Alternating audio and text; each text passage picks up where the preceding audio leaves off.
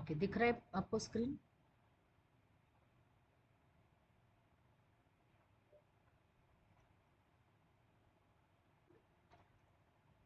Screen दिख रहा है क्या आपको? यस और नो?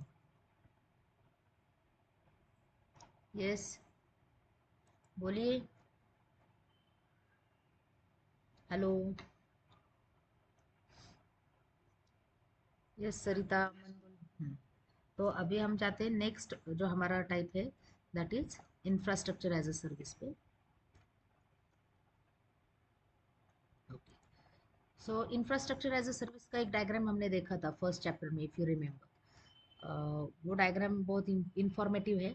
नहीं आपको याद तो हम थोड़ा सा रिवाइज करते हैं, बिकॉज इसमें बेसिक आइडिया आएगा आपको। Once again we are seeing that. अब थोड़ा डिटेल में देखना है, उसका आर्किटेक्चर देखना है हमें। तो अभी हमने देखा था प्लेटफॉर्म एज अ सर्विस, जिसमें ये जो रेड वाला है दैट मीन्स ये हमें मैनेज करने की ज़रूरत नहीं पड़ती है। This will be manage by the provider. जैसे सॉफ्टवेयर एज अ सर्विस है तो एप्लीकेशन वगैरह सब कुछ वही मैनेज करते हैं।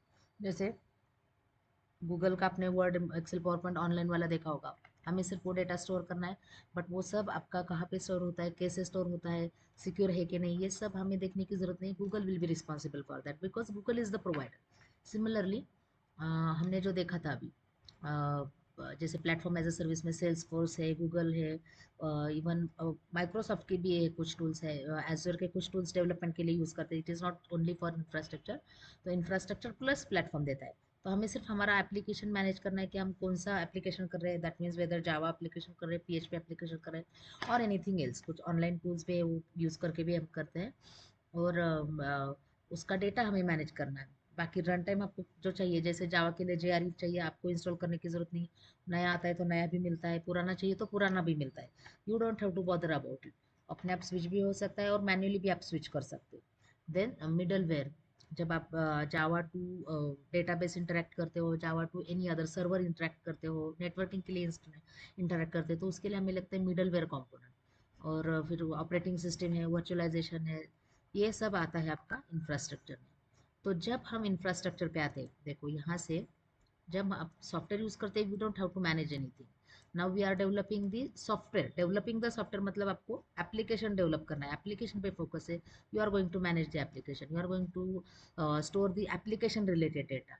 एंड जब हम आते हैं इंफ्रास्ट्रक्चर एज अ सर्विस पे, फॉर एग्जाम्पल लेट्स से हमें किसी को इंफ्रास्ट्रक्चर देना है, तो हम क्या करते हैं यहाँ पे। फॉर एग्जांपल जैसे मैंने आपको एक एग्जांपल दिया था कि इंफ्रास्ट्रक्चर मीन्स रूम हम देते हैं किसी को रेंट पे, तो हमें क्या क्या मैनेज करना पड़ता है और कैसे मैनेज करना पड़ता है। The same concept applies here. तो यहाँ पे आप जब इंफ्रास्ट्रक्चर देते हो, तो इंफ्रास्ट्रक्चर देना मतलब आपको क्या करना है, सिर्फ सर्वर देना है, स्टोरेज डिवाइसेस देना है, देन नेटवर्किंग के कंपोनेंट्स देना है, और वर्चुअलाइजेशन के सॉफ्टवेयर देने हैं। जैसे हमने जो देखा था VMware या फिर वर्चुअल बॉक्स है, तो वो हमें यहाँ पे देना पड़ता है।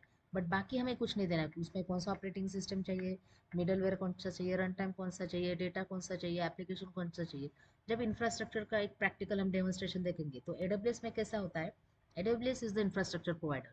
तो वहाँ पे ना हम जब लॉगिन करते हैं, लॉगिन करने के बाद हमें वर्चुअल मशीन क्रिएट करना पड़ता है। और जब हम ये वर्चुअल मशीन क्रिएट करते हैं, ओके, तो उसके पहले हमें फिजिकल मशीन लेना पड़ता है एक, जो आपको फ्री दिया जाता है इनिशियली। अगर आपका फ्री वाला अकाउंट है, तो कोई पेड वाला अकाउंट है तो भी आपको वो कुछ आवर्स के लिए फ्री मिलता है, and then later on it charges. तो चार्ज मतलब हमें सब कंपोनेंट चाहिए तो वहाँ पे डेफिनेटली चार्ज पड़ता है उसका। तो इंफ्रास्ट्रक्चर एज ए सर्विस में हमें सिर्फ प्लेन बेयर मशीन दिया जाता है। तो मशीन दिया जाता है मतलब ही क्या है, वर्चुअल मशीन दिया है, इसलिए वर्चुअलाइजेशन है, कहीं ना कहीं उसका फिजिकल सर्वर है इसलिए सर्वर है, स्टोरेज है क्योंकि हम हमारा डेटा वहाँ पे स्टोर कर रहे हैं, और नेटवर्किंग है क्योंकि हम ये सब इंटरनेट थ्रू एक्सेस करें। तो इंटरनेट थ्रू एक्सेस कर रहे हैं मतलब नेटवर्किंग के डिवाइसेस आते हैं उसमें। But it will never give you operating system. तो ये ब्लू वाला पार्ट दिख रहा है, that means what this you are going to manage. तो यहाँ पे दिखा है you are going to manage middleware कौन सा, मतलब जैसा जब आपको मशीन मिलता है ना, तो उसमें ऑपरेटिंग सिस्टम भी नहीं रहता है। तो आपको जब सिलेक्ट करोगे कि फ्री वाला कौन सा ऑपरेटिंग सिस्टम है, तो उसमें एक फेमस ऑपरेटिंग सिस्टम है, अमेजोन मशीन इमेज बोलते हैं, AMI।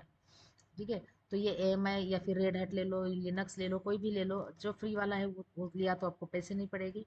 अगर नॉन फ्री मतलब जो पेड वाला है वो लिया तो आपको उसका पे एज यू गो मॉडल, मतलब वहाँ पे जितना यूज़ करोगे उतना पे करना पड़ता है। तो अगर आपने 5 सेकंड्स के लिए यूज़ किया तो 5000 भी हो सकता है, 5000 भी हो सकता है, that depends on the machine architecture, उतना यूज़ करना पड़ेगा, दैट्स इट। बट ये सब मैनेज कौन करने वाला है? आपका इंफ्रास्ट्रक्चर प्रोवाइडर। लेकिन ऑपरेटिंग सिस्टम हमें डालना होगा, तो सबसे पहले हम देखते हैं कि हमारे इसमें कौन सा ऑपरेटिंग सिस्टम डालना है। देन सपोज सपोज मुझे प्लेन सी का कोड करना है उस पर, तो मुझे सी का कंपाइलर डालना पड़ेगा। जावा करना है, जावा का कंपाइलर डालना पड़ेगा। पाइथन है, पाइथन का कंपाइलर डालना पड़ेगा। So we have to install everything, मतलब मिडल वेयर।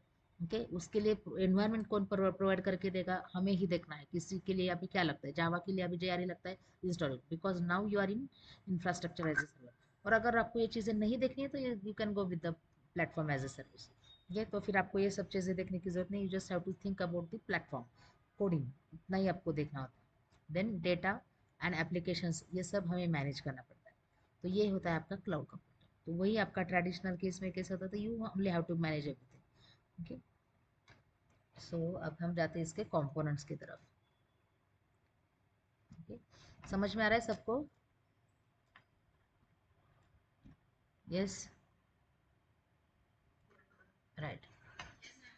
राइट, तो इंफ्रास्ट्रक्चर में हमें अभी उसका इंफ्रास्ट्रक्चर मतलब हमें जो फिजिकल सर्वर्स वगैरह होता है उसके बारे में अभी आपको थोड़ा सा दिमाग में रखना है, so that you will understand कि क्या कंपोनेंट्स होते हैं। तो उनके पास कुछ सर्वर्स है, देन कुछ ऑपरेटिंग सिस्टम्स है, बट वो बेसिक ऑपरेटिंग सिस्टम्स है।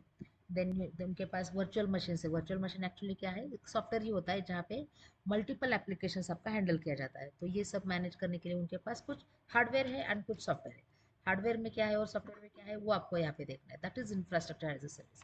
क्योंकि सॉफ्टवेयर मतलब यहाँ पे उनको इंफ्रास्ट्रक्चर मैनेज करने के लिए भी तो कोई ना कोई सॉफ्टवेयर चाहिए, and that's why they require this software plus some softwares to manage this infrastructure and definitely आपका हार्डवेयर। तो इंफ्रास्ट्रक्चर एज ए सर्विस अगर आपको सोचना है, समझना है, तो you can think about the data centre. तो कोई भी कंपनी का जो डेटा सेंटर रहता है, बहुत बड़े बड़े उसके सर्वर्स वगैरह रहते हैं फिजिकली, और वो लोकेशन तो आपका डिफाइन नहीं रहता है, बट आपको बाहर से लगेगा कि ये तो आपका कंपनी है, लेकिन अंदर से वो डेटा सेंटर होता है, क्योंकि इतना सब पूरे वर्ल्ड का डेटा उसमें स्टोर करना होता है। गूगल का वगैरह आपने कभी देखा होगा, तो आपको समझ में आएगा कि गूगल का डेटा सेंटर वगैरह कैसे उन्होंने किया है। सो वो जो डेटा सेंटर्स है, okay, वहाँ पे फर्स्ट ऑफ ऑल ये सब सर्वर्स है, और उनको मैनेज करने के लिए ये सब सॉफ्टवेयर्स है, नेटवर्किंग कंपोनेंट्स एंड सॉफ्टवेयर्स है। सो इसको बोलते हैं infrastructure as a service provider. तो गूगल भी आता है उसमें, गूगल देता ही है इंफ्रास्ट्रक्चर। देन AWS है, AWS के भी खुद खुद के बहुत सारे डेटा सेंटर्स है। क्लाउड में वो नंबर 1 है, तो मतलब उनका डेटा सेंटर्स तो है।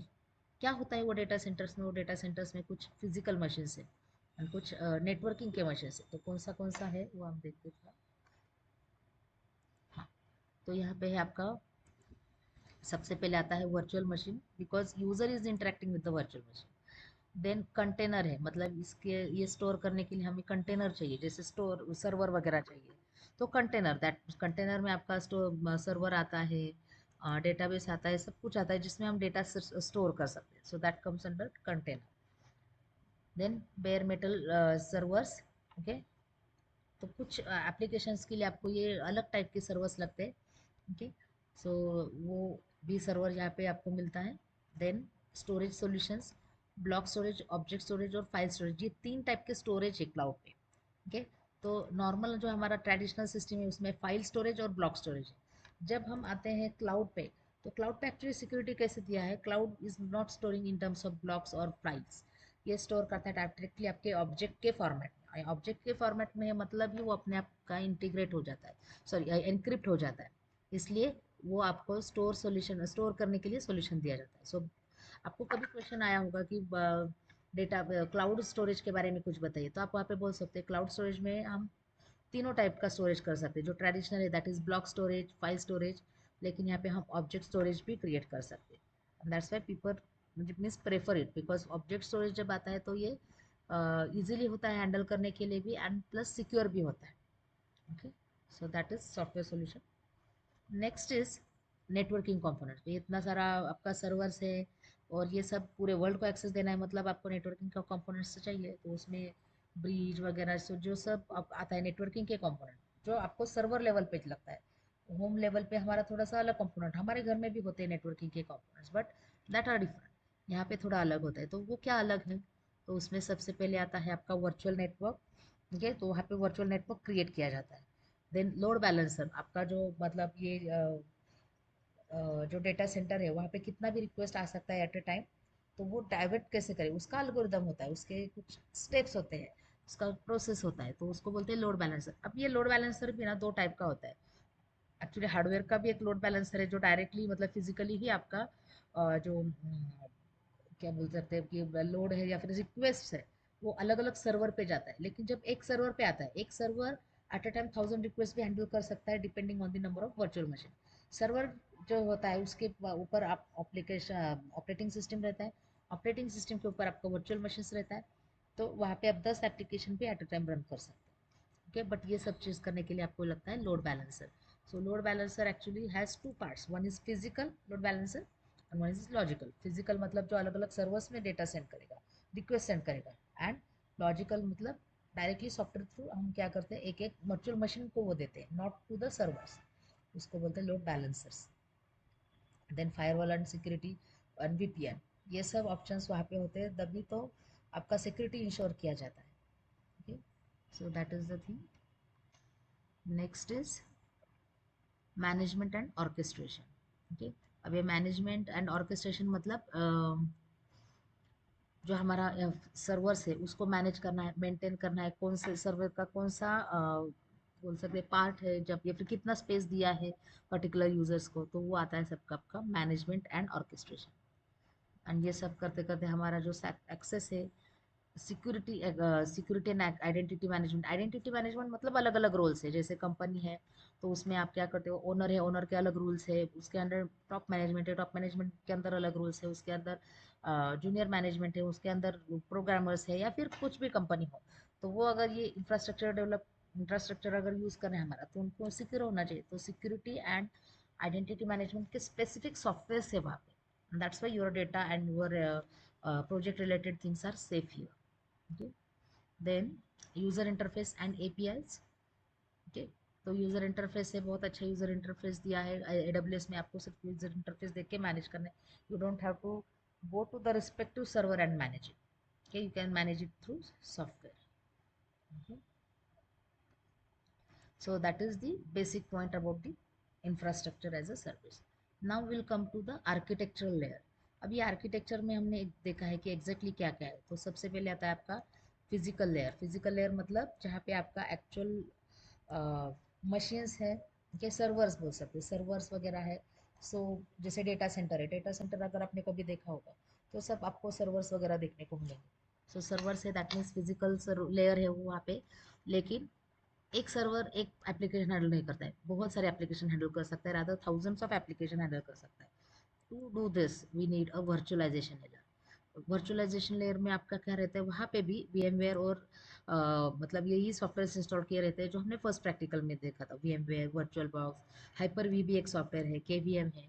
इसमें से कोई कोई भी एक सॉफ्टवेयर यूज़ करके वो मैनेज करते हैं इन द सेंस कि एक सर्वर पे 1000 रिक्वेस्ट प्रोसेस करते हैं। लेकिन कैसे प्रोसेस करेंगे, एक के बाद एक किया तो 1000 that much time is required. तो इंस्टेड ऑफ दैट वो क्या करता है, एक ही फिजिकल मशीन पे अलग अलग वर्चुअल मशीन क्रिएट करके उसमें सेंड करता है, and that is the job of virtualization layer. So उसके लिए सॉफ्टवेयर हम यूज़ करते हैं। And then we are using the service layer. So कुछ सर्विसेज हमें यूज़ करना होता है, ठीक है। So for that we use the services layer. Services हम देते हैं, एक्चुअली यूजर को सर्विस देते हैं, सो वो मैनेज करने के लिए आपका होता है service layer. Then management layer, तो कुछ टॉप मैनेजमेंट का भी वहाँ पे हम क्रिएट कर सकते हैं, अलग अलग लिख सकते हैं। Then user layer. Okay, user layer that means user ये यूज़ करता है, जैसे एग्जांपल दिया मैंने आपको, AWS का लॉगिन मैंने किया, मशीन यूज़ किया, देन डिस्कार्ड किया मशीन, ये सब वहाँ पे आता है, ये यूज़र लेयर। समझ में आ रहा है आप सबको? Are you all getting? Okay, next is benefits of infrastructure. पहला तो है आपका स्केलेबिलिटी। मैंने बताया कि कितना भी कम ज़्यादा हो, AWS अगर 1 मिलियन पीपल भी अभी यूज़ करे होंगे वो हम तो भी ये आपका हो जाता है हैंडल, क्योंकि उन्होंने ऑलरेडी वो टेस्ट किया है। दैट कम्स अंडर स्केलेबिलिटी, इसको बोलते हैं स्केलेबिलिटी। देन कॉस्ट एफिशिएंसी, क्योंकि आपको पैसा तो पूरा भरना ही नहीं है, पे एज यू गो मॉडल, जितना चाहिए उतना ही यूज़ करो, एंड देन पे उतना ही, ऐसा हम बोल सकते हैं शॉर्ट में। इसको बोलते हैं कॉस्ट एफिशिएंसी।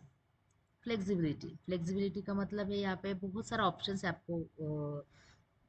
मतलब जो बोलते हैं ना कि जैसे प्लेन बेयर मशीन मैंने बोला था कि प्लेन बेयर मशीन आपको मिलता है जब इंफ्रास्ट्रक्चर आप यूज़ करते हो, लेकिन उसमें आपको कौन सा ऑपरेटिंग सिस्टम इंस्टॉल करना है, रेड हैट चाहिए, विंडोज चाहिए, कौन से और क्या कंपोनेंट्स आपको चाहिए, ये सिर्फ आपको थोड़ा सा सोचना होता है। बट वो आपको इजीली, मतलब वो इतने सारे टूल्स उसमें ऐड किए गए हैं that it is too much flexible to use.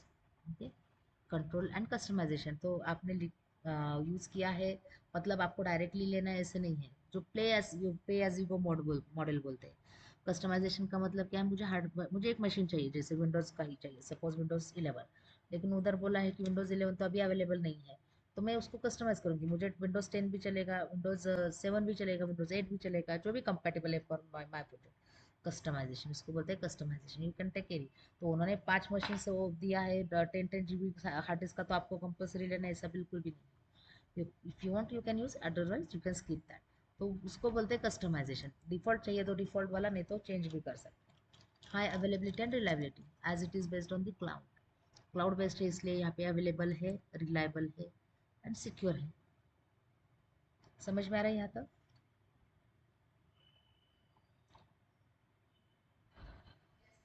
Okay. अब जैसे सॉफ्टवेयर के इसमें हमने चैलेंजेस देखे थे, प्लेटफॉर्म के इसमें हमने चैलेंजेस देखे, तो यहाँ पे कुछ चैलेंजेस आते हैं क्या लोगों को? यस आते हैं, क्योंकि इतना सारा फिजिकल सर्वर्स मैनेज करना मतलब ये इजी नहीं होता है। एंड वो भी हम कैसे मैनेज करते हैं? Through software. ठीक है, सो क्या क्या चैलेंजेस है उनको? Just a minute. तो यहाँ पे चैलेंजेस है, सबसे पहला कॉम्प्लेक्सिटी। ओके। यूजर का रिक्वायरमेंट कुछ भी हो सकता है। Okay. And to manage with that requirement it sometimes it is complex task. Okay, this is the one of the challenge. Then security and compliance, कितना भी हम बोलेंगे सिक्योर है तो भी पॉसिबिलिटी है कि आपका सिक्योरिटी वहाँ पे वायलेट हो सकता है। Okay, so security and compliance, yes this are also in the challenges, मतलब ये एक चैलेंज है। वेंडर लॉक इन, जैसे प्लेटफॉर्म केस में था, पेड जितना मतलब फ्री जितना है उतना यूज़ करो, लेकिन उसके आगे जाना है तो आपको लॉक हो जाता है अपने आप। दैट मीन्स आपको परचेस करना पड़ता है। ओके। एंड परफॉर्मेंस वेरिएबिलिटी, आप किसी भी चीज़ का परफॉर्मेंस यहाँ पे चेक कर सकते हो, परफॉर्मेंस यहाँ पे आपका वेरी होता है। दैट इज़ द एक्चुअली, मतलब कैसे होता है ये, अलग अलग जगह से आप यूज़र एक्सेस करते हैं। एक ही सर्वर है मान लो आपका, जिसमें आपका डेटा है, और यूजर्स जो है वो पूरे वर्ल्ड वाइड के हैं। तो हो सकता है कि कभी उसका परफॉर्मेंस कम ज़्यादा हो, और होता भी है, ऐसे बहुत सारे केसेस हो गए। Of course their team are working on the performance issue, security issue, सारे इशू पे काम करते हैं, बट स्टिल अभी ऐसा सिचुएशन है कि वहाँ पे हो सकता है। Then this are the providers. Okay, as I told you, AWS में बहुत कंपोनेंट्स है। So AWS web services, Amazon web services ऐसे लिखा है।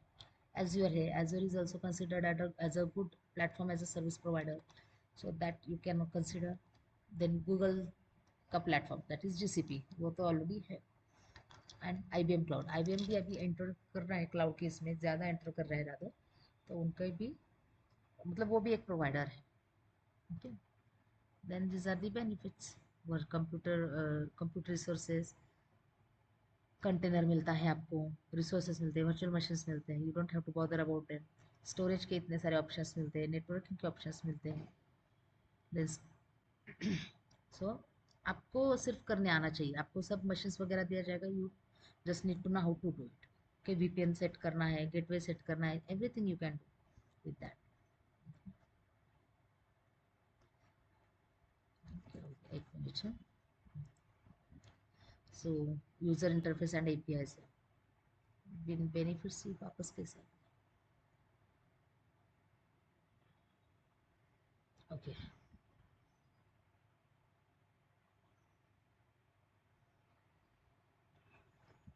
सो this are the benefits. Scalability है, कॉस्ट एफिशिएंसी, टर्म्स वही है देखो, लेकिन आपको इंफ्रास्ट्रक्चर जब आप लोगे तो इंफ्रास्ट्रक्चर के बारे में लिखना है, जब सॉफ्टवेयर एज ए सर्विस पूछा है तो सॉफ्टवेयर एज ए सर्विस के बारे में लिखना है। पॉइंट्स ऑलमोस्ट सेम है, इतना डिफरेंस नहीं है।